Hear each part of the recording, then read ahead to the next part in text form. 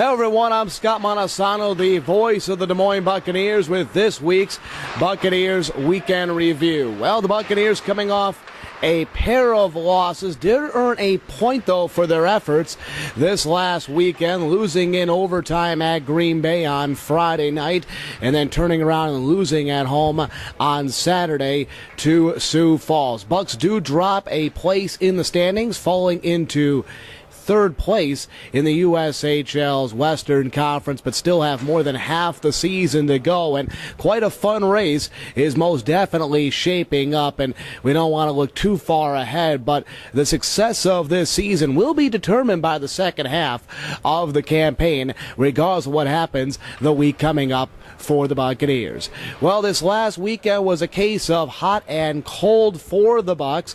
On Friday night at Green Bay, Des Moines dropping a heart-wrenching 2-1 overtime decision. It was really, for the Buccaneers, one of the better games they have played in recent weeks. Buccaneers limiting Green Bay's scoring chances. The Buccaneers did a great job of blocking shots, winning board battles. They got a few good scoring chances off on Green Bay netminder Kevin Reich.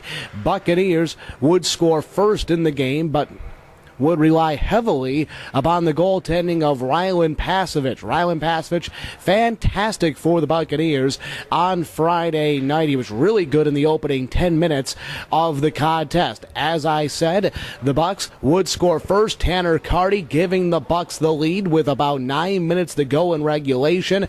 The lead looked like it was going to hold up. However, Green Bay would score on a fluky shot with 2 minutes to go in regulation, and they then win it on even flukier play in overtime. A shot that was blocked but went right onto the stick of a forward for Green Bay, who then scored into the back of the net in the waning seconds of overtime to give the Green Bay Gamblers the win on Friday night. Now, even with the loss on Friday, there was some positive out of it for the Bucs.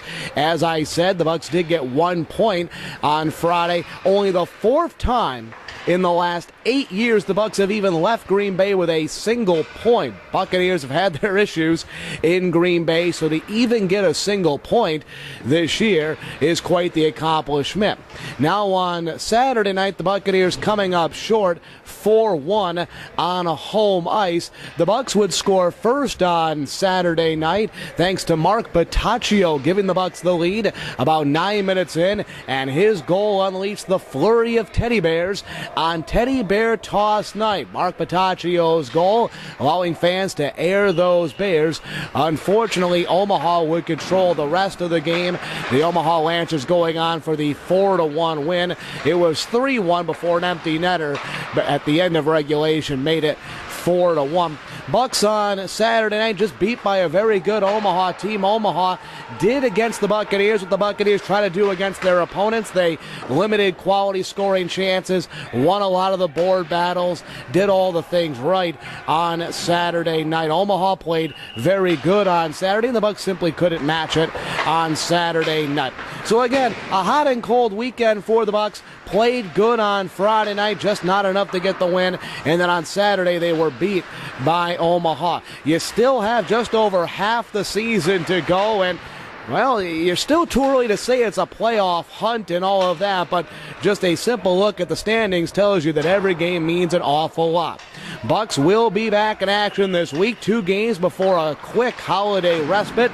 Bucs will be at Sioux Falls on Wednesday night, another one of those games with a lot of early season standings ramifications. And then on Friday night, the Bucs are home against Waterloo. First time the Bucs have seen the Waterloo Blackhawks, a team that has struggled this season, but don't ever think Waterloo is an easy victory, not with P.K. O'Hanley behind the bench. Don't forget, Friday night is a $1 Miller Lite Buck beer night, plus wear your ugly Christmas sweaters, and we'll have a post-game holiday ham shoot.